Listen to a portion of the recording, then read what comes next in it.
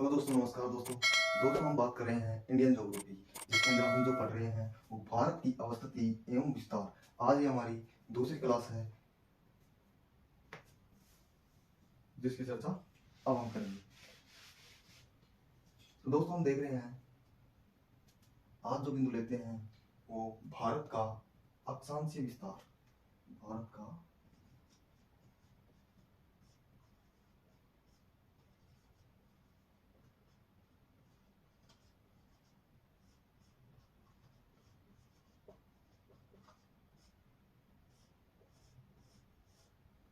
अब जो बात करेंगे हम वो भारत का अक्षांशीय विस्तार।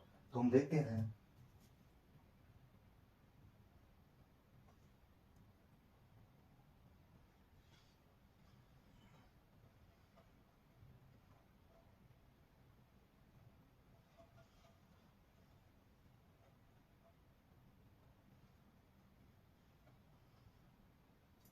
दोस्तों, जो भारत का अक्षांशीय विस्तार है, जो 8 डिग्री 4 मिनट उत्तरी अक्षांश से उत्तरी अक्षांश से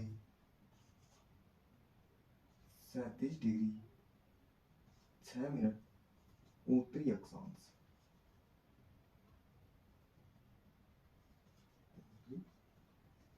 तक हम बात कर रहे हैं भारत का अक्षांशीय विस्तार, जो 8 डिग्री 4 मिनट उत्तरी अक्षांश से लेकर 37 डिग्री 6 मिनट उत्तरी अक्षांश के मध्य भारत की अवस्थिति है। तो दोस्तों, हम संपूर्ण भारत का अक्षांशीय विस्तार देखें तो वो 6 डिग्री 45 मिनट उत्तरी अक्षांश यदि हम संपूर्ण भारत का अक्षांशीय विस्तार की बात करें तो 6 डिग्री 45 मिनट उत्तरी अक्षांश से लेकर 37 डिग्री 6 मिनट उत्तरी अक्षांश के मध्य भारत की अवस्थिति है। तो हम लिख सकते हैं संपूर्ण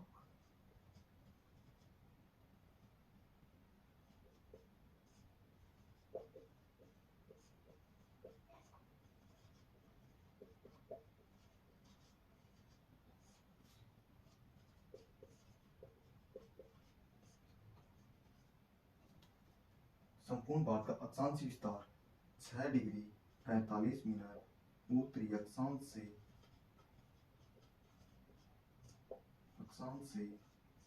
37 डिग्री 6 मिनट उत्तरी अक्षांश। यदि हम भारत का मुख्य अक्षांश देखें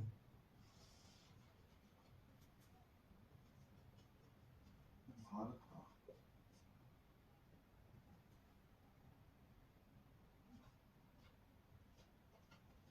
मुख्य भूमि से अक्षांश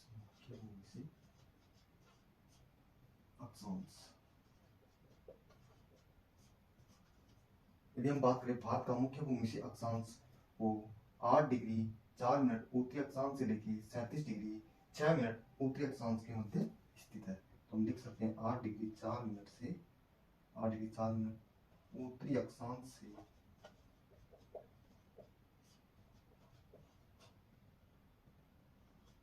37 डिग्री 6 मिनट उत्तरी अक्षांश। तो हम बात कर रहे हैं भारत का अक्षांशीय विस्तार। यदि हम संपूर्ण भारत का अक्षांशीय विस्तार देखते हैं तो 6 डिग्री 45 मिनट उत्तरी अक्षांश से 37 डिग्री 6 मिनट उत्तरी अक्षांश के मध्य स्थित है। यदि हम भारत का मुख्य भूमि से बात करें तो 8 डिग्री 4 मिनट उत्तरी अक्षांश से 37 डिग्री 6 मिनट उत्तरी अक्षांश के मध्य स्थित है।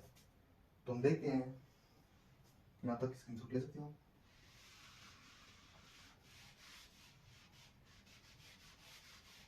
हम अक्षांश की बात कर रहे हैं तो हम देखते हैं एक अक्षांशीय रेखा जो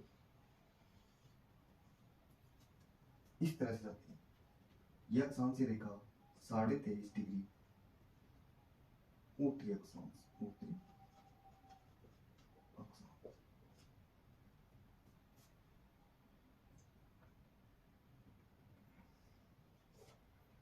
इस 23.5 डिग्री उत्तरी अक्षांश रेखा को ही हम कर्क रेखा के नाम से जानते हैं। कर्क रेखा।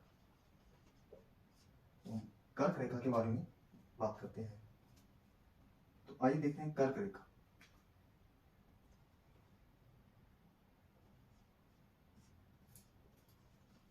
कर्क रेखा, कर्क रेखा भारत के 8 राज्यों से होकर गुजरती है। कर्क रेखा भारत के 8 राज्यों से होकर के गुजरती है, जिसके अंदर पहला गुजरात, दूसरा राजस्थान, तीसरा मध्य प्रदेश, चौथा छत्तीसगढ़, पांचवा झारखंड, छठा पश्चिम बंगाल, सातवां त्रिपुरा, आठवां मिजोरम,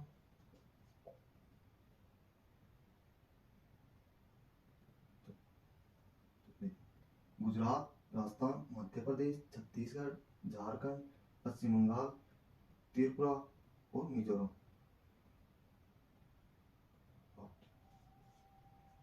तो हम लिखते हैं कि कर्क रेखा भारत के 8 राज्यों से होकर गुजरती है।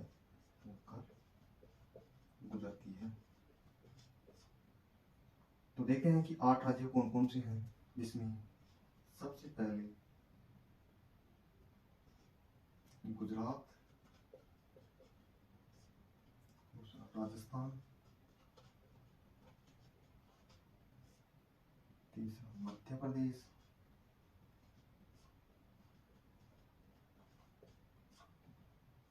चौथा छत्तीसगढ़,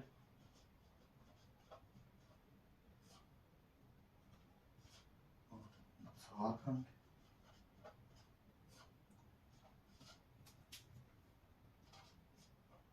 पश्चिम बंगाल, सातवां त्रिपुरा, आठवां मिजोरम। इन 8 राज्यों से होकर के कर्क रेखा भारत में गुजरती है। तो आगे देखते हैं हम।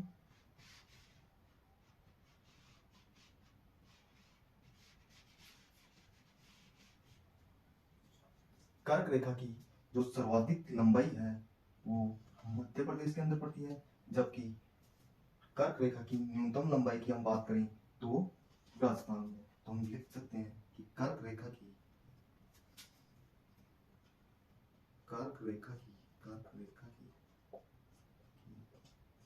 सर्वाधिक लंबाई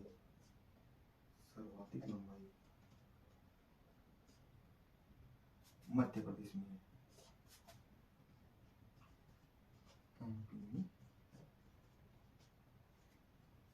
यदि हम बात करें न्यूनतम लंबाई की कर्क रेखा की न्यूनतम लंबाई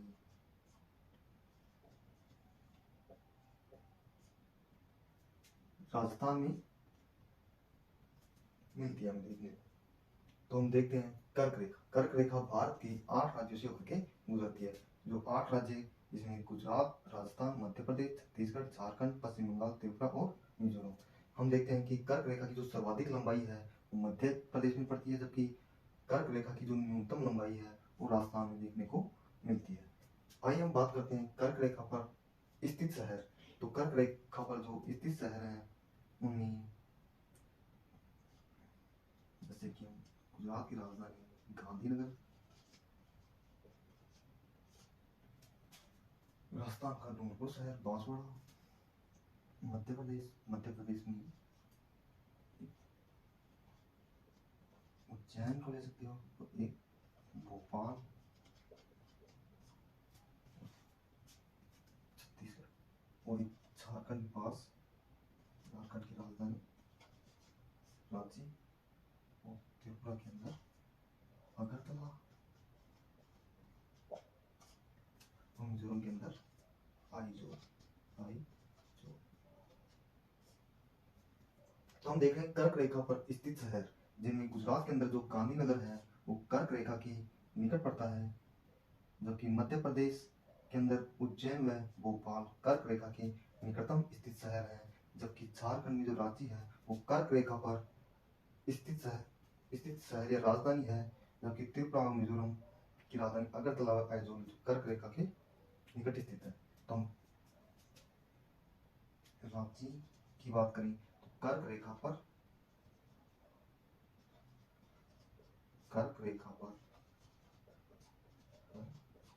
स्थित राजधानी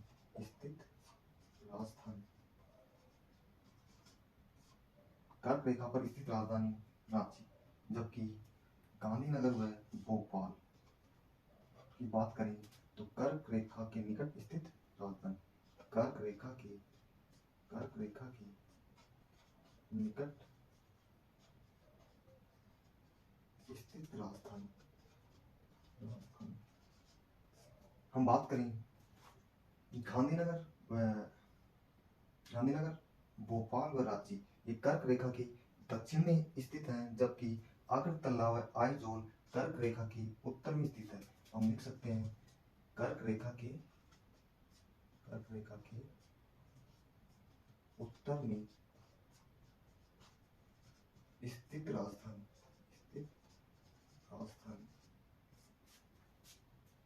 अगरतला और आइजोल की बात करें तो कर्क रेखा के उत्तर में स्थित राजधानी है। जबकि ये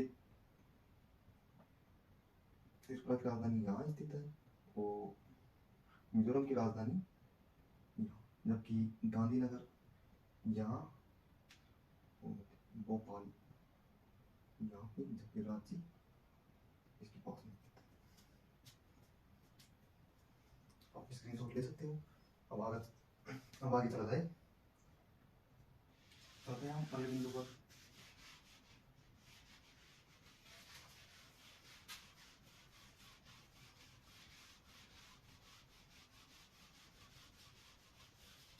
बात करते हैं हम भारत का देशांतरीय विस्तार।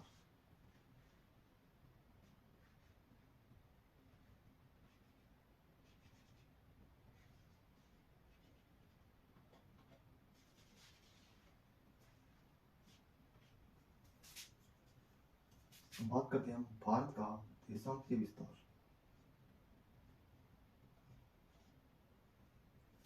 हम लेते हैं भारत का देशांतरीय विस्तार। भारत का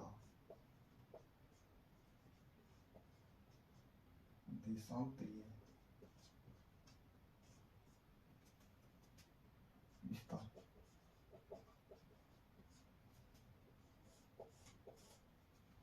तो हम बात करते हैं हम भारत का देशांतरीय विस्तार।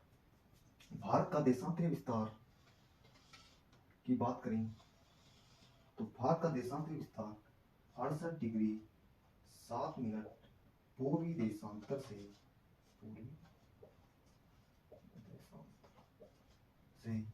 97 डिग्री 25 मिनट पूर्वी देशांतर जो भारत का देशांतरीय विस्तार है 68 डिग्री 7 मिनट से पूर्वी देशांतर से 97 डिग्री 25 मिनट पूर्वी देशांतर के मध्य स्थित है। जो भारत की अवस्थिति देखते हैं तो 68 डिग्री 7 मिनट पूर्वी देशांतर से 97 डिग्री 25 मिनट पूर्वी देशांतर के मध्य स्थित है।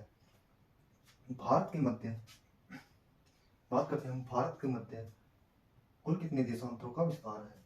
तो भारत के मध्य तो हम लिख सकते हैं कि भारत के मध्य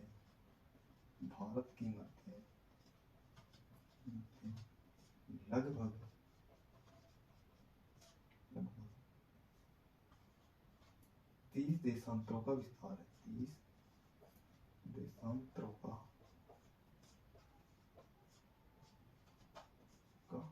विस्तार है। भारत के मध्य लगभग 30 देशांतरों का विस्तार है। तो हम समझते हैं कि ये पृथ्वी है। पृथ्वी पर ये जो रेखा खींची गई है ये रेखा 0 डिग्री देशांतर रेखा है। 0 डिग्री देशांतर रेखा। इसी रेखा को हम ग्रीनविच रेखा के नाम से भी जानते हैं। तो पृथ्वी पर कुल 360 देशांतर रेखाएं खींची गई हैं। पृथ्वी पर 360 देशांतर रेखाएं खींची गई हैं। तो ये जो रेखाएं हैं देशांतर रेखाएं हैं, तो 0 डिग्री के पश्चिमी भाग पर 180 देशांतर रेखाएं खींची गई हैं, जबकि 0 डिग्री के पूर्वी देशांतर भाग में भी 180 देशांतर रेखाएं खींची गई हैं। तो कुल 360 देशांतर रेखाएं खींची गई हैं। कुल 360 देशांतर रेखाएं इस पृथ्वी पर खींची गई हैं। तो पृथ्वी जो अपने अक्ष पर घूमती है वो पूर्व से पश्चिम दिशा की ओर घूमती है, पश्चिम से पूर्व की ओर। जो पृथ्वी घूमती है अपने अक्ष पर, पृथ्वी अपने अक्ष पर पश्चिम से पूर्व की ओर घूमती है। तो पृथ्वी पश्चिम से पूर्व की ओर घूमती है तो दिन रात की अवधि बनती है। पृथ्वी जो अपना एक चक्कर लगाती है उसमें जो समय लगता है वो 24 घंटों का समय लगता है, कि 24 घंटों में पृथ्वी अपना एक चक्कर पूरा कर लेती है। तो हम जो एक चक्कर पूरा करती है यानी कि पृथ्वी 360 डिग्री घूम जाती है, तो हम लिख सकते हैं कि पृथ्वी 24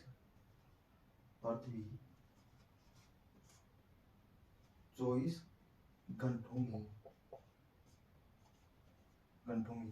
अपना एक चक्कर पूरा करती है, यानी कि 360 डिग्री पृथ्वी घूम जाती है। तो एक घंटे में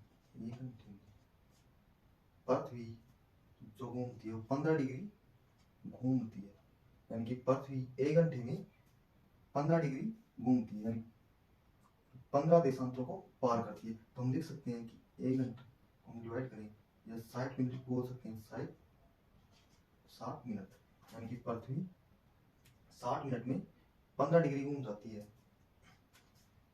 तो हम 1 डिग्री का पृथ्वी 1 डिग्री को पार करने में कितना समय लेती है? पृथ्वी 1 डिग्री एक देशांतर को पार करने में जो समय लेगी 4 मिनट। पृथ्वी 1 डिग्री घूमने में 4 मिनट का समय लेगी। तो हम लिख सकते हैं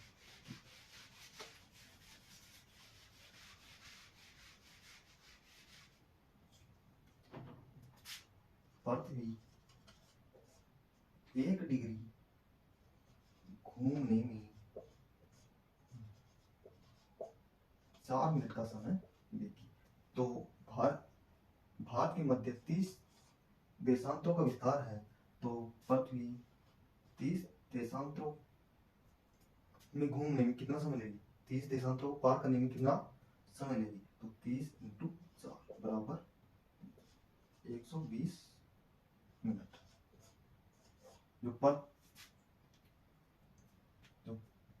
की जो अक्षांश स्थिति है इसको पार करने में 120 मिनट का समय लगेगा, यानी कि हम कह सकते हैं कि 2 घंटे।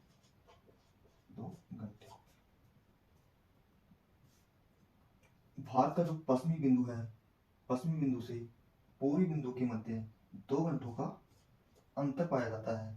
तो हम लिख सकते हैं भारत का पश्चिमी बिंदु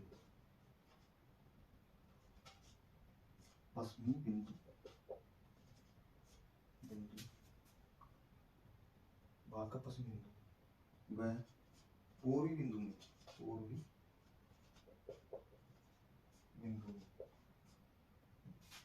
2 घंटे का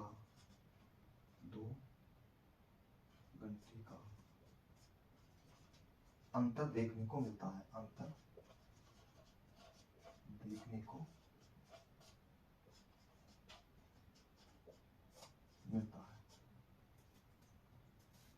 तो हम देख रहे हैं भारत का देशांतरी विस्तार, जिसके अंदर हमने देखा है कि पृथ्वी 1 डिग्री यानी कि एक देशांतर को पार करने में जो समय लेती है वो 4 मिनट का समय लेती है। और हम देखते हैं कि भारत के मध्य लगभग 30 देशांतरों का विस्तार है। तो पृथ्वी एक देशांतर को पार करने में 4 मिनट का समय लेती है, तो 30 देशांतरों को पार करने में पृथ्वी 120 मिनट का समय लेगी, यानी कि 2 घंटे का समय लेगी। तो हम कह सकते हैं कि भारत का पश्चिमी बिंदु व पूर्वी बिंदु में जो अंतर पाया जाता है वो अंतर हमें 2 घंटों का देखने को मिलता है। आगे चलते हैं हम। इस अंतर से बचने के लिए एक रेखा गुजारी गई। इस अंतर से बचने के लिए एक रेखा गुजारी गई। वो रेखा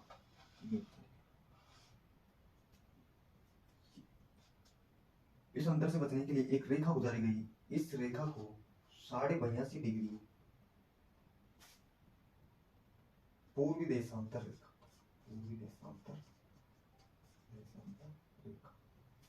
इस रेखा को 82.5 डिग्री पूर्वी देशांतर रेखा, या इसे ही हम भारतीय मानक समय रेखा के नाम से ही हम भारतीय मानक समय रेखा के नाम से जानते हैं। इसे IST लाइन के नाम से भी जाना जाता है, इंडियन स्टैंडर्ड टाइम लाइन के नाम से भी जानते हैं। तो हम बात करेंगे भारतीय मानक समय रेखा की। तो आइए चलते हैं भारतीय मानक समय रेखा की तरफ। ये जो रेखा है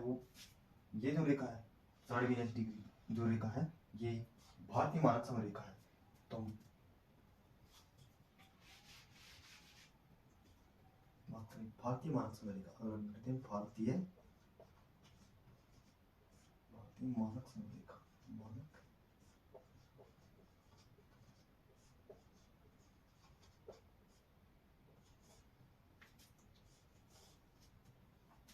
इसे ही हम 82.5 डिग्री पूर्वी देशांतर रेखा के नाम से भी जानते हैं।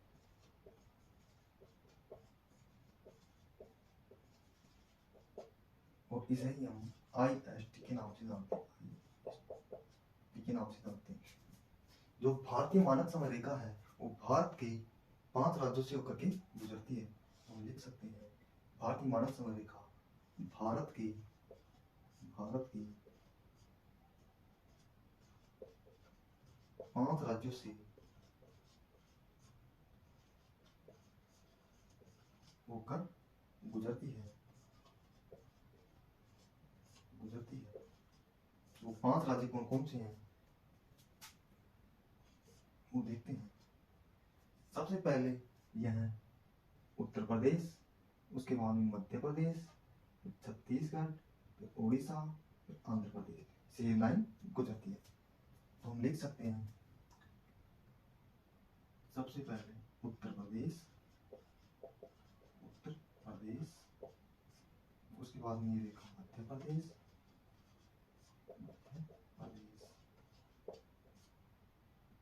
तीसरी बात करें तो छत्तीसगढ़,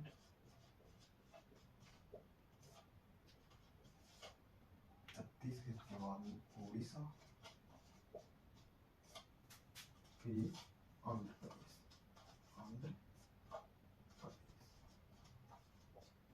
तो हम बात कर रहे हैं भारतीय मानक समय रेखा की, यानी कि इसे हम 82.5 डिग्री पूर्वी देशांतर रेखा के नाम से भी जानते हैं। इसे IST लाइन के नाम से भी जानते हैं।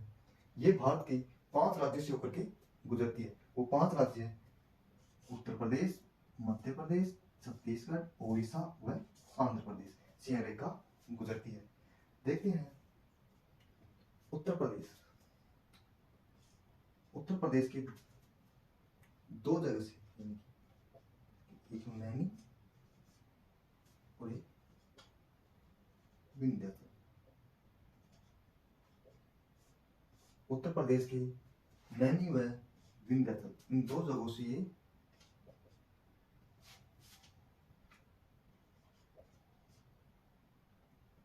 उत्तर प्रदेश की नैनी व विंध्याचल से भारतीय मानक समय रेखा गुजरती है। भारतीय मानक समय रेखा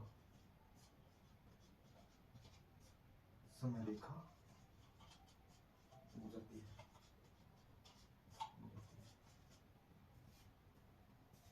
आगे देखते हैं हम छत्तीसगढ़।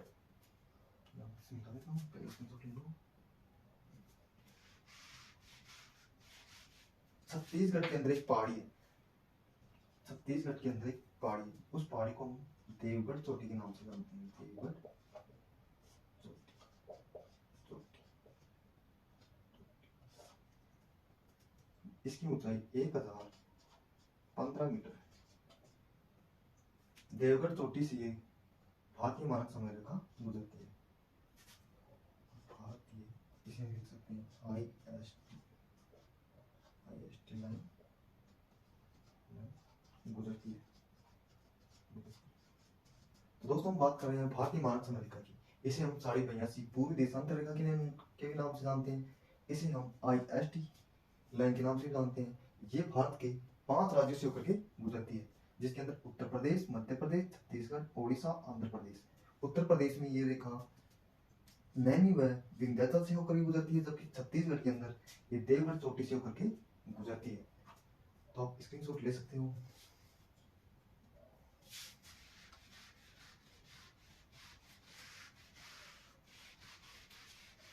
आगे देखते हैं हम कि भारतीय मानक समय रेखा 0 डिग्री से कितना आगे। तो ये पृथ्वी, ये 0 डिग्री देशांतर रेखा, इसे हम ग्रीनिच रेखा के नाम से जानते हैं। ये 0 डिग्री देशांतर रेखा यहाँ स्थित लंदन वेधशाला है, इंग्लैंड। ये 0 डिग्री देशांतर रेखा लंदन की वेधशाला से होकर के गुजरती है।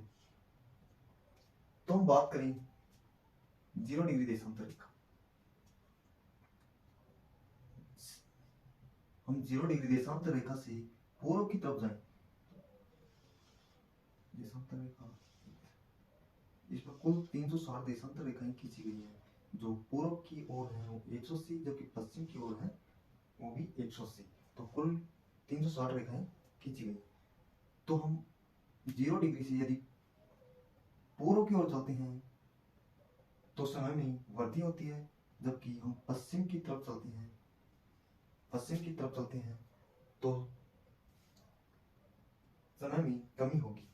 तो हम लिख सकते हैं समय में वृद्धि और समय में, इस दिशा में जाएंगे, पश्चिमी दिशा में जाएंगे तो समय में कम। यदि हम 0 डिग्री से 1 डिग्री को पार करेंगे तो 4 मिनट का समय लगेगा। दूसरे को पार करेंगे तो 4 मिनट का समय लगेगा। तो हम 82.5 डिग्री की बात करें तो हम लिख सकते हैं कि 82.5 डिग्री को 4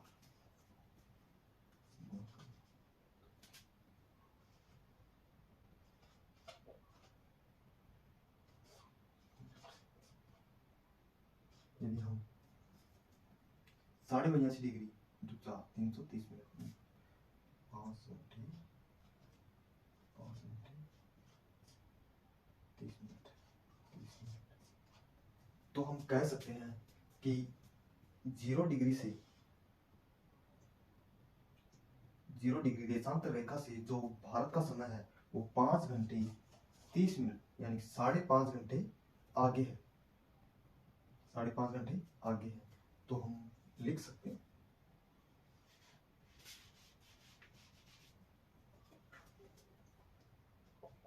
कि भारत का समय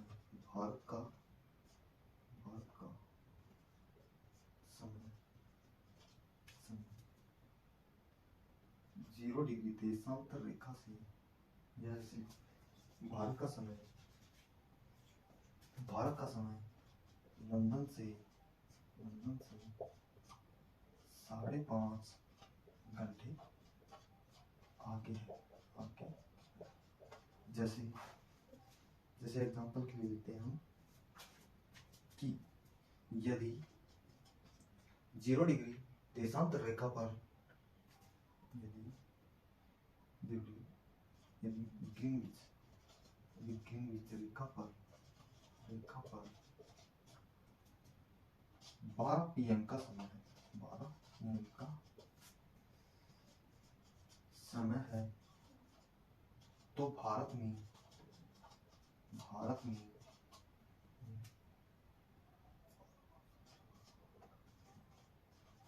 का समय होगा,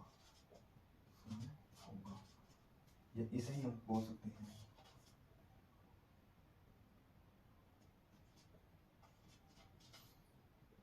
7:30 PM। तो हमने बात की है भारतीय मानक समय रेखा की। आगे चलते हैं।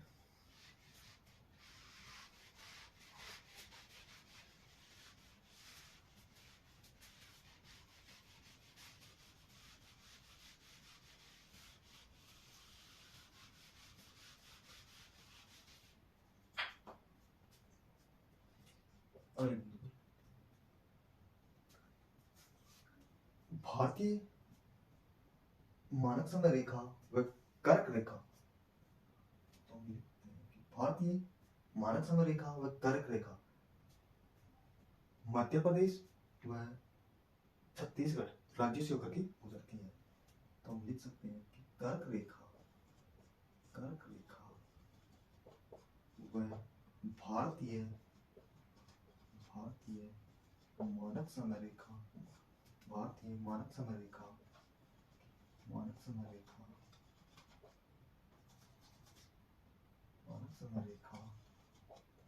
भारत की कर्क रेखा है, भारतीय मानक समय रेखा भारत की दो ऐसे राज्य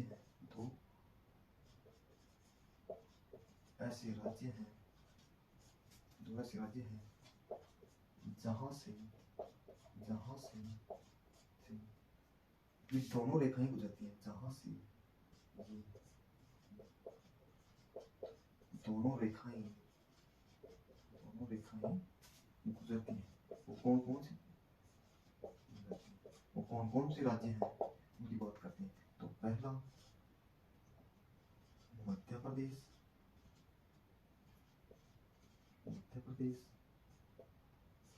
और दूसरा राज्य की बात करता हूँ छत्तीसगढ़।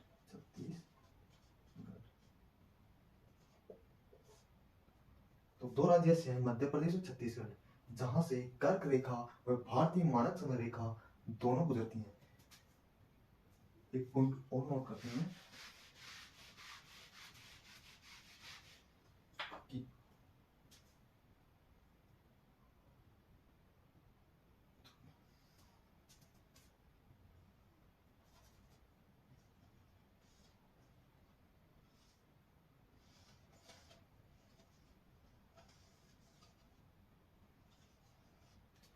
ये कर्क रेखा और भारतीय मानक समय रेखा कर्क रेखा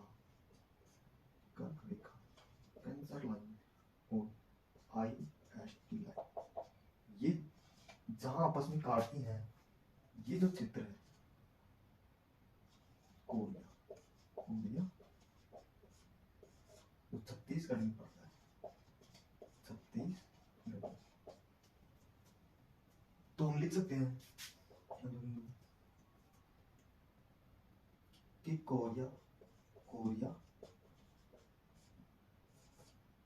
क्षेत्र छत्तीसगढ़। यहाँ से कर्क रेखा व भारतीय मानक समय रेखा आपस में काटती हुई प्रतीत होती हैं। तो यहाँ कर्क रेखा व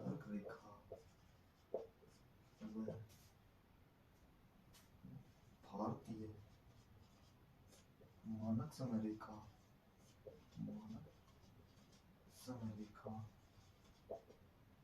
आपस में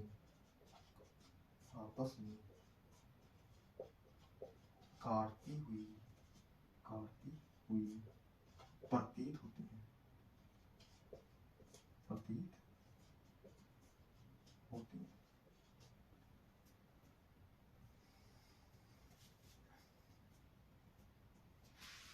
अब चलते हैं अगले बिंदु पर। अब बात करते हैं हम भारत की सीमा की।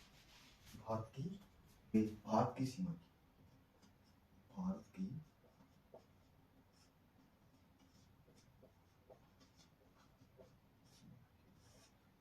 तो अब हम बात करते हैं भारत की सीमा की। भारत की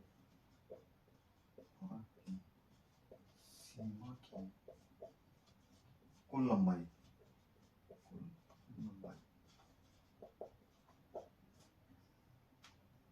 बात करें भारत सीमा की कुल लंबाई की बात करें तो वो है 22,716.6 किलोमीटर। भारत की कुल सीमा की लंबाई 22,716.6 किलोमीटर। इस लंबाई को हम दो भागों में बांटते हैं। इस लंबाई को हम दो भागों में बांटते हैं। पहला तटीय सीमा और दूसरी बात करें स्तरीय सीमा। तटीय सीमा की बात करें जिसकी लंबाई 7,516.6 किलोमीटर है, जबकि स्तरीय सीमा की बात करें इसकी लंबाई 15,200 किलोमीटर। स्तरीय सीमा की लंबाई 15,200 किलोमीटर, जबकि तटीय सीमा की लंबाई 7,516.6 किलोमीटर। तटीय सीमा की बात करें तो इसको हम दो भागों में बांटते हैं।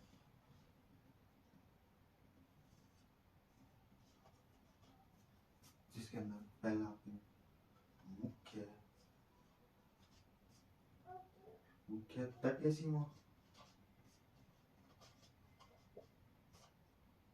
सीमा, जबकि दूसरी बात करें द्वीपीय सीमा।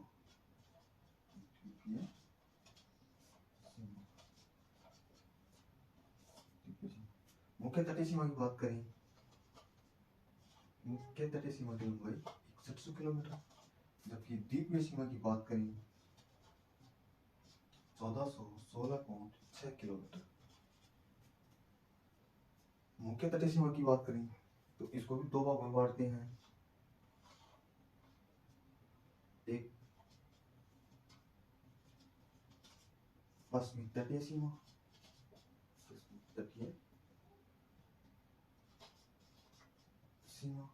और दूसरी बात करें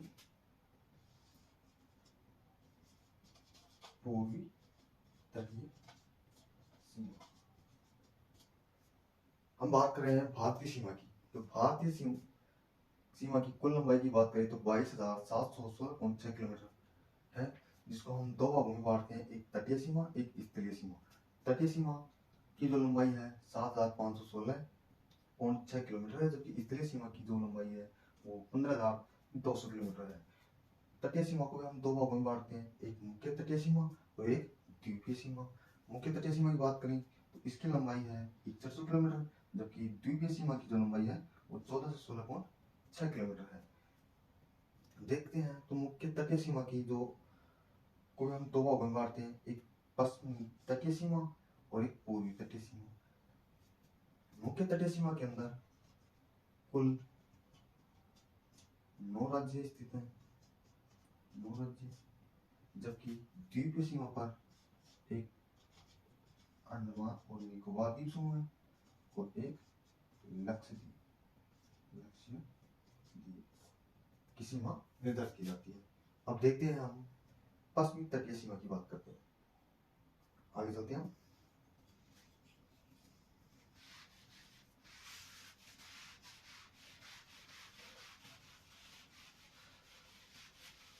बात करते हैं पश्चिमी तटीय सीमा। मुख्य तटीय सीमा, मुख्य तटीय सीमा, इसको हम दो भागों में बांटते हैं। इसमें जो तटीय सीमा बनाते हैं वो 9 राज्य भारत के ऐसे हैं जो तटीय सीमा बनाते हैं। इसको हम दो भागों में बांटते हैं। सबसे पहले देखते हैं पश्चिमी तटीय सीमा, और दूसरी बात करें पूर्वी तटीय सीमा।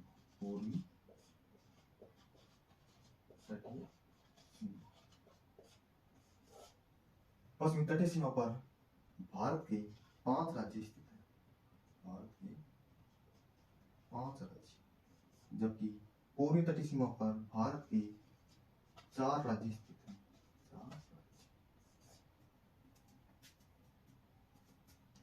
तो पश्चिमी तटीय सीमा पर भारत के 5 राज्य स्थित है। तो 5 राज्य कौन कौन से हैं? पहला गुजरात,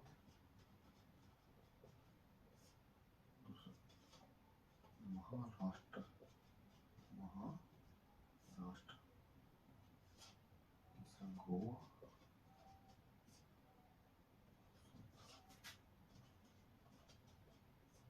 कर्नाटक, केरल। बात करें पश्चिमी तटीय सीमा की, जिसमें 5 राज्य, भारत के 5 राज्य ऐसे हैं जो तटीय सीमा बनाते हैं, जिसमें गुजरात, महाराष्ट्र, गोवा, कर्नाटक व केरल। अब बात करें पूर्वी तटीय सीमा की, जिसके ऊपर 4 तटीय पूर्वी तटीय सीमा पर स्थित राज्य हैं, जिसमें तमिलनाडु,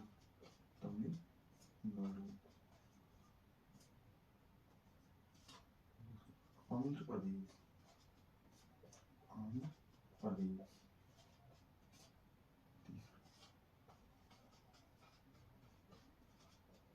उड़ीसा, पश्चिम बंगाल। ये 9 राज्य ऐसे हैं जो भारत की तटीय सीमा पर स्थित है। इसमें देखा जाए तो भारत का सबसे बड़ा तटीय सीमा वाला राज्य है वो है गुजरात। तो हम लिख सकते हैं भारत का सबसे बड़ा तटीय सीमा वाला राज्य, जिसकी लंबाई की यदि बात करें तो 1663 किलोमीटर है। बात करें भारत का दूसरा सबसे बड़ा तटीय सीमा वाला राज्य है तो हम आंध्र प्रदेश लिख सकते हैं। तो दूसरा सबसे बड़ा। बात करें तीसरा सबसे बड़ा राज्य है तमिलनाडु। तो तीसरा सबसे बड़ा राज्य। बात करें भारत की तटीय सीमा पर स्थित सबसे छोटा राज्य वो है गोवा। तो हम लिख सकते हैं भारत का सबसे छोटा तटीय सीमा वाला राज्य। तो हमने बात की है मुख्य तटीय सीमा, जिस पर भारत के 9 राज्य स्थित हैं। 5 जो राज्य हैं वो पश्चिमी तटीय सीमा बनाते हैं, जबकि 4 राज्य पूर्वी तटीय सीमा बनाते हैं, जिसके अंदर गुजरात, महाराष्ट्र, गोवा, कर्नाटक, केरल, तमिलनाडु, आंध्र प्रदेश, ओडिशा और पश्चिम बंगाल।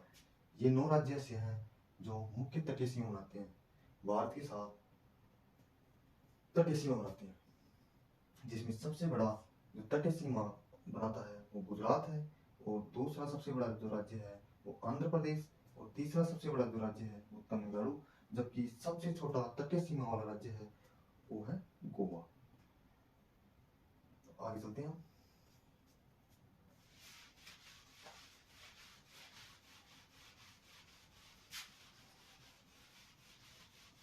अब बात करते हैं भारत की जलीय सीमा।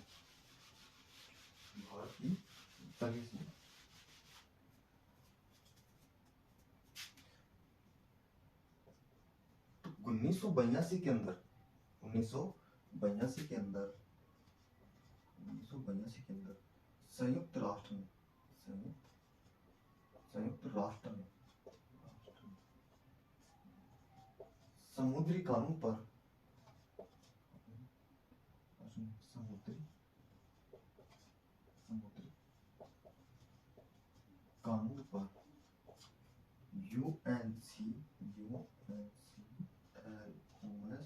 नाम से संधि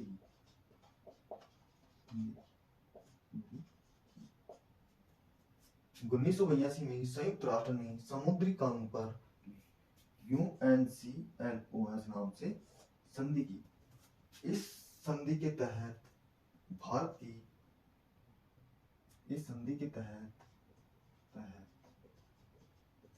भारत की जल सीमा का निर्धारण किया गया। जल सीमा का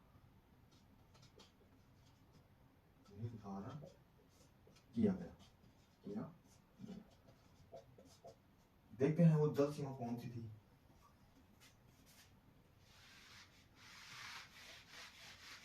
बात करें हम जलीय सीमा की। जलीय सीमा की बात करें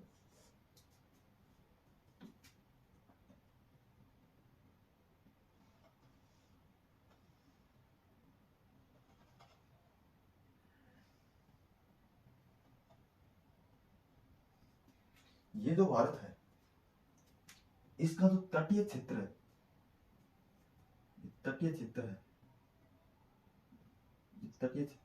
जो ऊबड़ खाबड़ होने के कारण यहां से एक आधार रेखा गुजरी गई। भारत का जो तटीय क्षेत्र है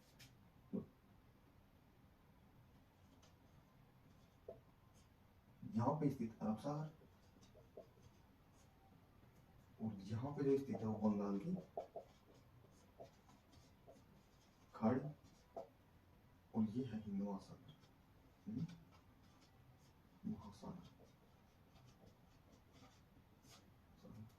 तो भारत का जो तटीय क्षेत्र है वो कटापटा होने के कारण यहां से एक रेखा निर्धारित की गई। ये रेखा निर्धारित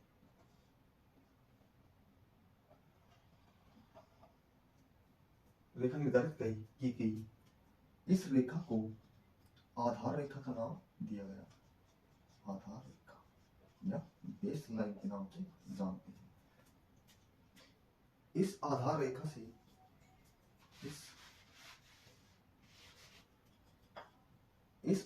रेखा से 12 समुद्री मील की दूरी पर जो सीमा निर्धारित की गई उस सीमा को हम प्रादेशिक सीमा के नाम से जानते हैं। तो हम लिख सकते हैं कि आधार रेखा से 12 समुद्री मील की दूरी 12 नॉटिकल मील। आधार रेखा से 12 समुद्री मील की दूरी पर जो सीमा निर्धारित की गई उस सीमा को प्रादेशिक सीमा के नाम से जानते हैं। प्रादेशिक सीमा के नाम से जानते हैं। प्रादेशिक सीमा आधार रेखा से 12 समुद्री मील। तो 12 समुद्री मील की दूरी। यहाँ भारत का इस सीमा पर भारत का संपूर्ण अधिकार है। तो इस सीमा पर भारत का संपूर्ण अधिकार है। यहाँ पर जितने भी खनिज संसाधन पाए जाएंगे उन पर भी भारत का पूर्ण अधिकार है। तो लिख सकते हैं हम खनिज संसाधनों पर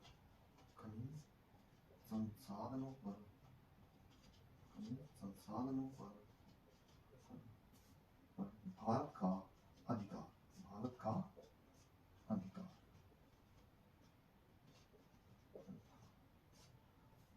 हम बात कर रहे हैं जलीय सीमा की। भारत का जो तटीय क्षेत्र है उस तटीय क्षेत्र से एक रेखा गुजारी गई। ये जो रेखा गुजारी गई, इस रेखा को आधार रेखा के नाम से जाना गया। तो आधार रेखा से 12 समुद्री मील की जो दूरी है, उस दूरी को हम प्रादेशिक सीमा के नाम से जानते हैं। 12 समुद्री मील की दूरी, इस पर भारत का पूर्ण रूप से अधिकार है, यानी संपूर्ण अधिकार है। यहाँ पर जितने भी कोई खनिज संसाधन वगैरह पाए जाते हैं, उन पर भी भारत का पूर्ण अधिकार है। तो हम लिख सकते हैं कि एक समुद्री मील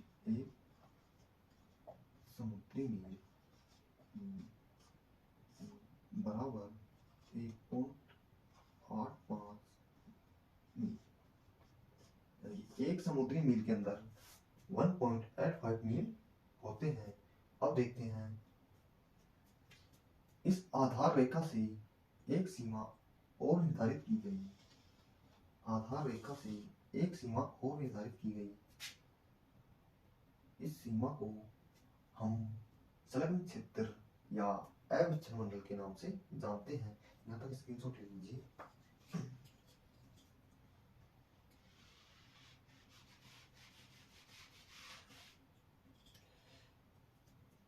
आधार रेखा से 24 समुद्री मील की दूरी, 24 नॉटिकल मील। आधार रेखा से 24 नॉटिकल मील की दूरी संलग्न क्षेत्र, या इसे हम बोल सकते हैं अविच्छिन्न मंडल के नाम से जानते हैं। बात करते हैं हम,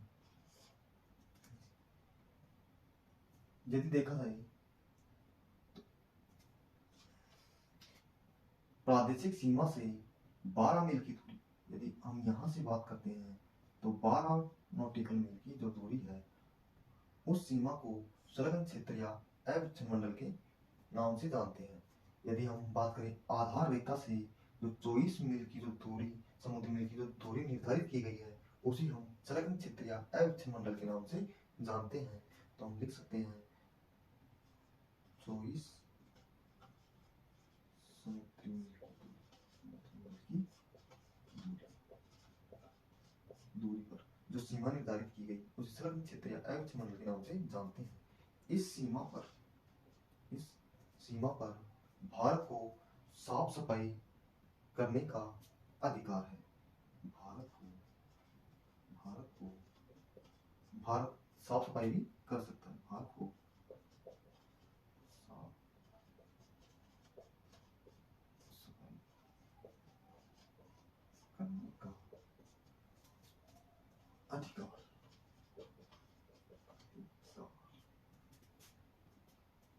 की बात करें, यहाँ पर भारत को वित्तीय राजकोष का भी अधिकार है। वित्तीय राजकोषीय अधिकार,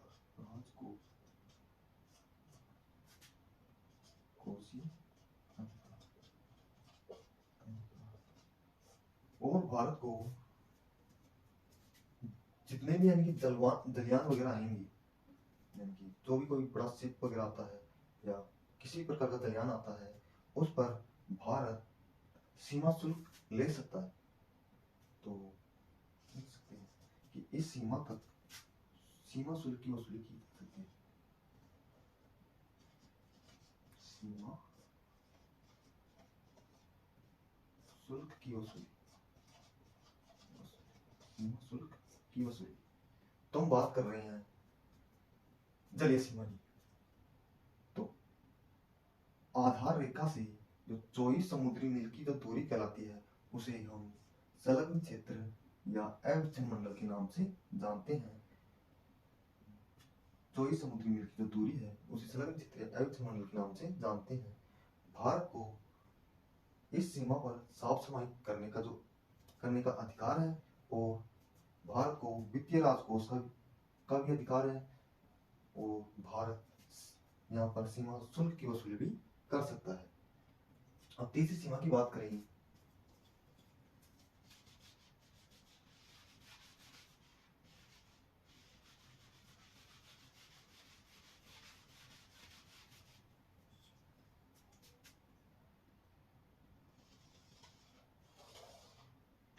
इस आधार रेखा से 200 समुद्री मील यानी 200 नॉटिकल मील की जो दूरी, आधार रेखा से 200 समुद्री मील की जो दूरी निर्धारित की गई है, उस सीमा को अनन्य आर्थिक क्षेत्र के नाम से जानते हैं। अनन्य आर्थिक क्षेत्र, इसकी जो दूरियां की गई है वो 200 समुद्री मील, 200 समुद्री मील की जो दूरियां की गई है 200 समुद्री मील। इस क्षेत्र पर, इस सीमा पर भारत प्राकृतिक संसाधनों का दोहन कर सकता है। तो भारत प्राकृतिक संसाधनों का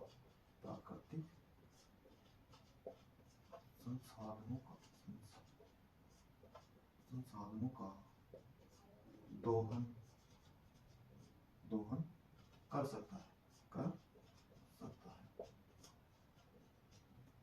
और भारत इसी सीमा पर वैज्ञानिक अनुसंधान भी कर सकता है। तो इस सीमा पर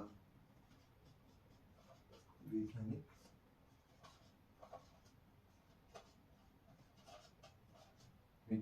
अनुसंधान भी कर सकता है, जैसे कि मिसाइल परीक्षण वगैरह। और इस सीमा पर नए द्वीपों का निर्माण भी कर सकता है। भारत नए द्वीपों का निर्माण।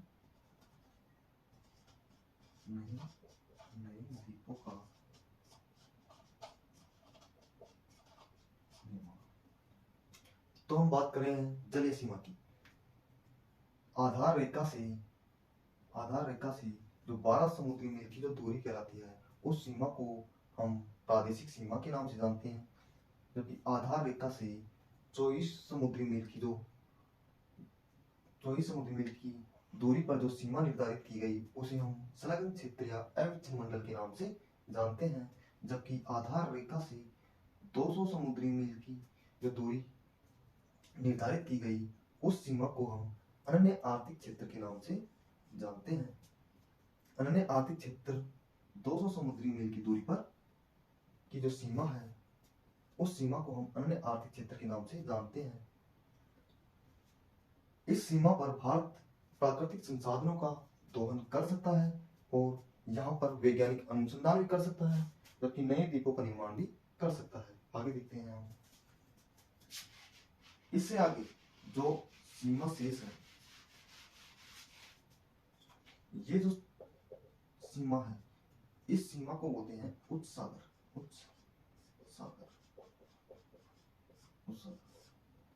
इस सीमा पर भारत के साथ साथ अन्य देशों का भी उतना ही अधिकार है जितना कि भारत का। यानी कि हम लिख सकते हैं कि सभी देशों का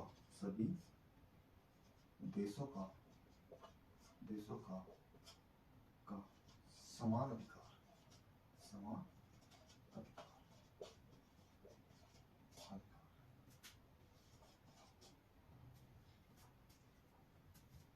आज के लिए इतना ही। एक तो लाइक और शेयर ठोक दीजिए, महाकाल का दबा के लाइक और शेयर ठोक लीजिए, 5000 लौटे दिख जाना चाहिए।